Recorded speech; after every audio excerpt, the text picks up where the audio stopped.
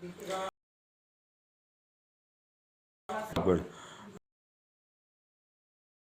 की मड़ाई पूरी हो चुकी है लगभग लगभग।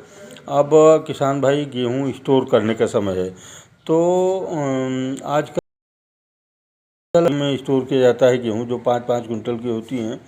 तो ज़्यादातर किसान भाइयों को, जो रासायनिक किसान भाई हैं, उनको हमने देखा है कोई सल्फास की गोली डाल रहा है, तो कोई फाइडाल डाल रहा है, या कोई अन्य महाकाल एक दवा आती है बहुत जहरीली, वो डाल रहे हैं। तो ऐसे तमाम तरह के रासायनिक जहरीली दवाइयाँ डालते हैं।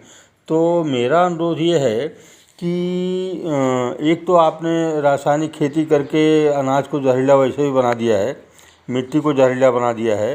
अब उसके बाद अनाज जो पैदा हुआ है उसमें आप जहरीली दवाइयाँ डाल करके उसको आप इतना विषाक्त बना दे रहे हैं कि वो खाने के लायक, मनुष्य के खाने के लायक बिल्कुल भी नहीं रह जा रहा है। तो किसान भाइयों, मेरा अनुरोध है कि आप थोड़ा सा खर्च करना पड़ेगा आपको। हींग एक ऐसी चीज़ है जो कि कीड़े नहीं लगने देती है। अब देखिए, ये छोटे छोटे सूती कपड़े लेकर के उसको फाड़ करके छोटी छोटी पोटलियाँ बना लीजिए। इस तरह से पोटलियाँ बनाने के बाद उसको गेहूँ स्टोर करते समय आप उसमें पोटली, एक एक पोटली बीच बीच में डालते जाइए। आपका गेहूँ बिल्कुल सुरक्षित रहेगा, एक भी कीड़े नहीं लगेंगे, और उसकी गुणवत्ता भी बढ़ जाएगी।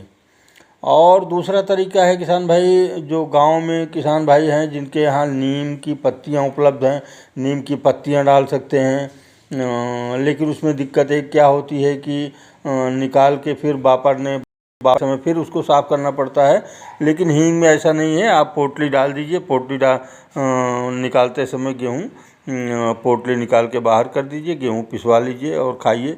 तो ये इसमें कोई दिक्कत नहीं है। और भी दूसरे तमाम तरीके हैं, जैसे आप लहसुन की